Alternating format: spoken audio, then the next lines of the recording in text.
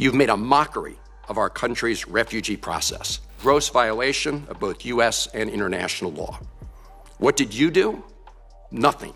You don't care about the Fifth Amendment right to due process, and you don't care about the First Amendment either. Chris Van Hollen just exposed Pam Bondi in a hearing that turned from routine questioning into a political bloodbath. From retaliating against DOJ veterans who refused to lie in federal court to her completely derailed responses when cornered, Van Hollen shredded every talking point she brought. And when it was over, Bondi looked like someone who just realized their career might be finished. Yesterday, Erez Ruveni filed a whistleblower complaint against the Department of Justice. Right off the bat, Van Hollen came swinging with a case that should terrify anyone who believes in honest government. Meet Erez Ruveni, a DOJ attorney with 15 years of pristine service who earned commendations during Trump's first term. This wasn't some radical activist or disgruntled employee looking for attention. This was a career professional who built his reputation on integrity, and that integrity just cost him his job. He was terminated after he refused to sign an appeal brief, and he says, "I didn't sign up to lie." Here's where things get absolutely wild. Ruveni filed a whistleblower complaint claiming he was terminated for one simple reason. He refused to sign an appeal brief that had no factual or legal foundation. His exact words, "I didn't sign up to lie." Now, call me crazy, but isn't that exactly what we want from our justice system? Attorneys who won't fabricate arguments just because their boss tells them to? In response to his termination, you made a statement on Fox News a little while ago saying, "At my direction, every Department of Justice attorney is required to zealously advocate on behalf of the United States, and that any attorney who fails to abide by this direction will face consequences." Van Hollen wasn't playing games when he confronted Bondi about this bombshell. He laid out the facts methodically, then asked the question that should have been easy to answer. Does zealous advocacy mean making untruthful statements to courts? Any reasonable person would say absolutely not. But Bondi's response? Pure political theater. This is all pending litigation, as you're well aware, and the timing of it, I can't discuss pending litigation. This is a whistleblower lawsuit pending within my office. Instead of addressing the core allegation, she immediately threw up the pending litigation shield and started attacking the timing of the complaint. Her defense strategy was basically pointing fingers and changing the subject.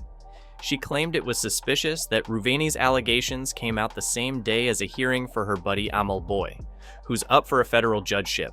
The timing of it I find suspect, as he takes hits at Amal Bovi, who is one of the best human beings I know, one of the smartest, brilliant men I know, who will soon become a federal judge. And his hearing happens to be today, and I find the irony of the timing of it pretty remarkable, the lawsuit. Wait, it gets better. Bondi didn't just defend her team, she went full cheerleader mode. She called Boy one of the best human beings she knows and gushed about Deputy Todd Blanche with equal enthusiasm. These weren't professional assessments based on performance or qualifications. These were loyalty pledges wrapped in flowery language, and Van Hollen saw right through it. Bondi's entire defense strategy relied on deflection, delay, and personal testimonials for her allies. She couldn't defend the substance of her decisions, so she attacked the timing, questioned the motives, and wrapped herself in procedural excuses. It was a masterclass in avoiding accountability while pretending to take responsibility. His account seems to have lots of information. So as you say, this will obviously be something that's litigated or reviewed through due process procedures. But I have to say that it's very, very disturbing. What really stung was Van Hollen's next move. He connected Ruveni's case to a broader pattern of ethical concerns within the DOJ. Multiple employees across different departments had quietly expressed discomfort about being asked to do things they considered unethical. This wasn't an isolated incident. It was revealing a culture where political loyalty trumped professional integrity. Zealous advocacy does not mean telling untruths to courts of law. The beauty of Van Hollen's approach was how he connected these seemingly separate issues. Both the Rouvini case and the grant funding debacle revealed the same underlying problem: an administration more interested in political control than public service. Whether it was silencing whistleblowers or cutting victim services, the pattern was clear. We've also heard from others in other departments who are responsible for implementing the laws of the United States that they feel uncomfortable about having been asked to do things that they thought were unethical. The most damning moment came when Van Hollen pointed out that this wasn't just about one fired employee. Other DOJ staff were expressing similar concerns about being pressured to act unethically. This suggested systemic problems that went far beyond any individual case or personality conflict. In April, the department terminated hundreds of grant awards, notifying grantees that their current grant funds were gone, effective immediately. That included, law enforcement training grants, technical assistance awards, some dating back to fiscal year. But the senator wasn't finished demolishing Bondi's credibility. He pivoted to another scandal that perfectly illustrated her administration's priorities. The DOJ had abruptly terminated hundreds of grant awards without warning, including programs dating back to 2017. We're talking about law enforcement training, victim services, and technical assistance programs that communities depend on. The DOJ is withholding an overwhelming number of notices of funding opportunities. Think about that for a second. These weren't gradual budget adjustments or planned reductions. These were sudden, immediate terminations that left organizations scrambling. Shelters for domestic violence victims, legal aid centers, and crime prevention programs were told their funding was gone, effective immediately. The human cost of these decisions was apparently irrelevant to Bondi's team. I've turned on grants that were cut off. So please, if that happens, there's an appeal process, but you can pick up the phone and you can call me, and I would be more than happy to look at that. I never want to take away a grant that is actually helping Americans, helping victims. Her response to this criticism was equally tone-deaf. She claimed they only cut grants by 6% and told senators they could just call her personally if they had problems. 6% sounds modest until you realize we're talking about critical services for vulnerable populations. And asking senators to personally lobby for restored funding? That's not policy.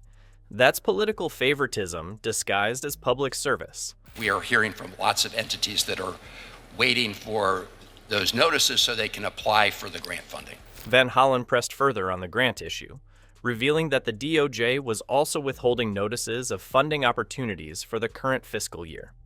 Organizations couldn't even apply for new grants because the department wasn't releasing the application processes. Many service providers were literally running out of money while waiting for clarity that never came.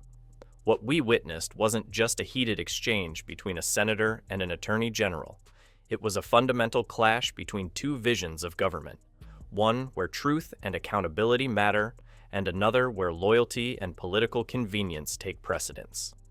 Van Hollen represented the former, while Bondi embodied the latter.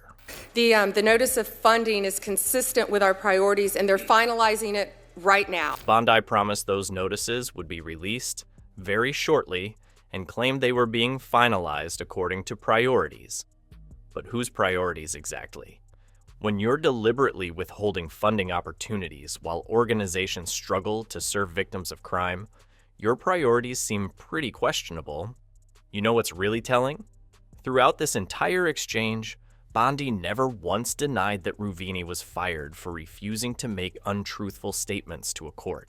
She couldn't, because that would have been demonstrably false.